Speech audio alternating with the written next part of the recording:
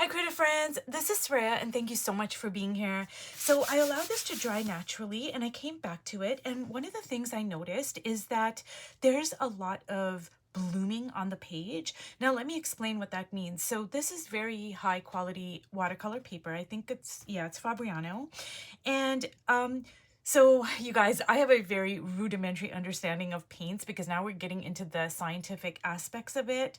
So there is something that happens called blooming, and I'm gonna bring this up closer. So can you see how it looks like a cauliflower like pattern? Like it's cloudy, like it's not smooth.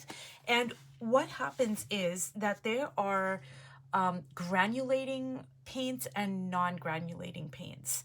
And let me see if I remember this correctly. I think that the blues are they granulating or are they non-granulating? I think they're non-granulating. I could be getting it mixed up, but anyways, my point is one of them is granulating, one of them is non-granulating. And I think that the Payne's Gray is non-granulating and it's got like bigger particles in it. And so the pigments, they just interact more just in a different way with the water. And I do like using a lot of really heavy water washes, so I want my washes to be like quite puddly, and that's why I want it to dry naturally. So it's not gonna bother me because this is mixed media and I just look at it like, hey, it's just adding interest and texture. But it's something to keep in mind if you are going to be working with say a Payne's Gray as opposed to an ultramarine blue. Now, the second thing I want to talk about is that as much as I do love this, I really, I love this kind of like, I don't know, it has like a moody kind of emotive feeling to it, but I mean, so does the blue. Do I still feel the urge to add my ultramarine blue? And the answer to that is yes. I still want to add my ultramarine blue. I'm not going to, but I still want to. And so that's telling me a lot about my visual language. Like, what do I prefer? Do I like this? Yes. But would I like the blue better? Probably. So anyways, let's just dive right in. Like I said, I'm not going to allow this to kind of like, throw me off. I'm just going to continue building up my page. I think I'm going to add some, the tea bags here because, I don't know, I'm just kind of feeling it. I like adding the tea bags to the hair because, I don't know, it just gives it like this kind of interest and texture that I really find appealing. But by the same token, I also like adding my tea bags to the face. So I don't know. I just love my tea bags, I guess is the main takeaway. But anyways, so I'm just gonna kind of like place it on here.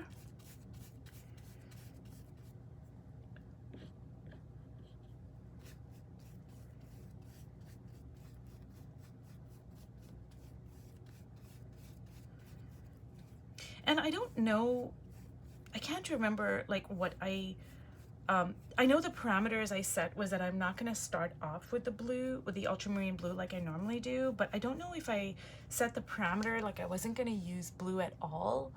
I think that was actually the parameter that I set. Like I'm not going to use any blue at all. But this is me like trying to like kind of like weasel my way into using blue, which I'm not going to do, but I'm like, yeah, maybe I just said I wasn't going to use blue in the beginning, but I'm not going to use it though.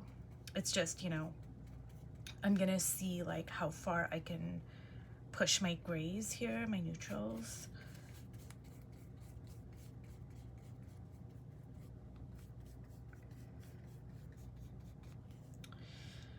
So what I am going to do is just add a little bit of this alizarin crimson here.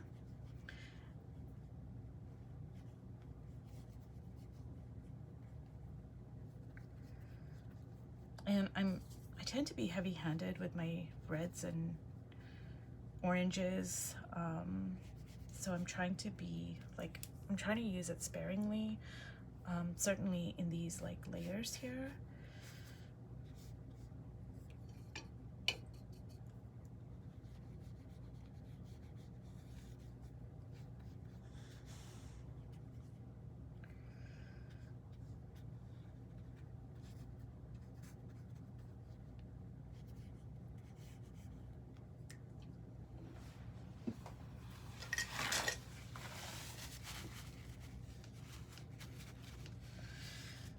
So there is an art to building up skin tones, you guys, and I mean, I'm a very novice skin tone person. I mean, I'm always trying to learn. And from what I have, you know, experienced and read, etc., it's, especially when you're working on watercolor paper, the trick is to layer. Like, you know, instead of like having a heavy hand, and that's why I do like my washes watery, but the trick is to like layer things. And as far as I understand, that's kind of how the eye does perceive color anyways.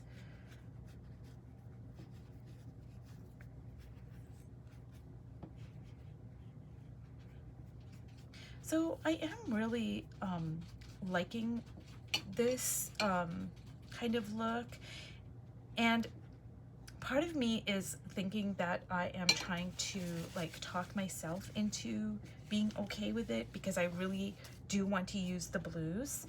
But I mean, I do really appreciate a lot of what is going on.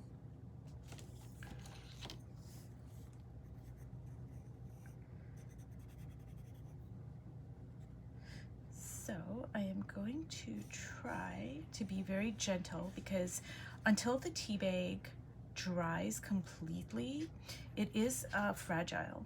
But once it dries, you can, like, you know, do whatever. But you know, in this stage, I have to be kind of careful because it's still wet.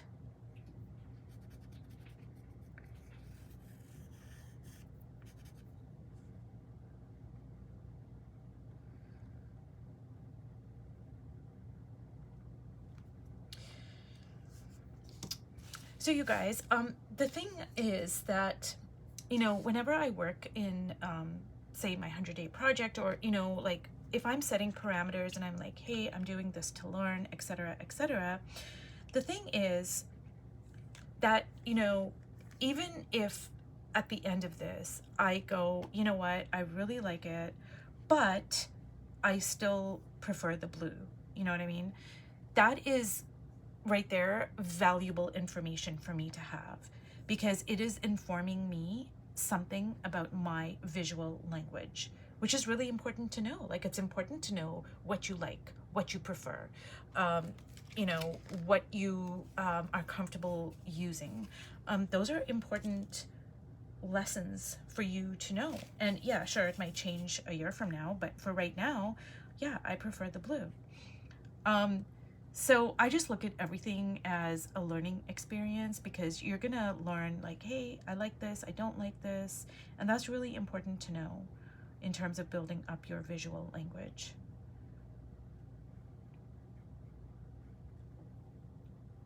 But I am really, you know, liking this. Like, it's different than the way I normally work, and I want to put in a neutral background here, like a gray background, and I think that's really gonna make the colors pop. I'll show you what I mean.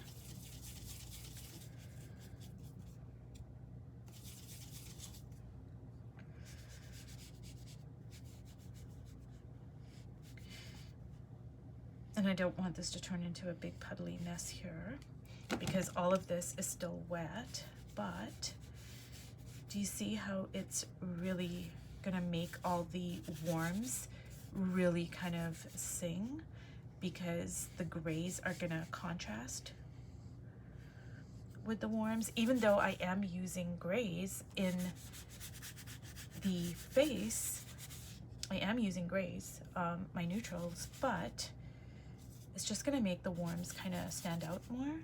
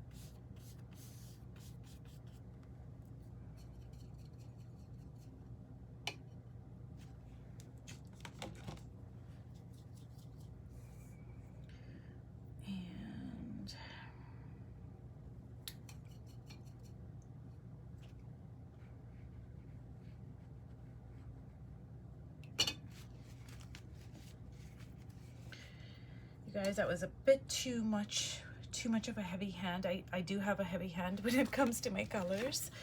I've got to kind of rein myself in. Now, one of the things I'm noticing is the unexpected grays that are showing up over here, and I'm just gonna like bring it up closer, and I really am enjoying that. Like, see all over here? Those are really beautiful, actually.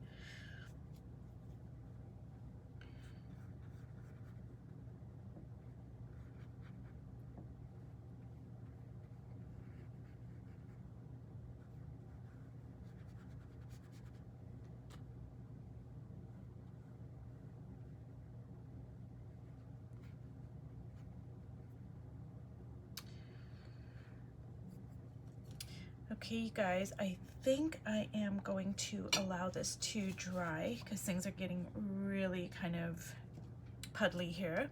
But I'm going to leave this here, and if you've watched all the way to the end, thank you so much, and I will see you in my next video. Bye.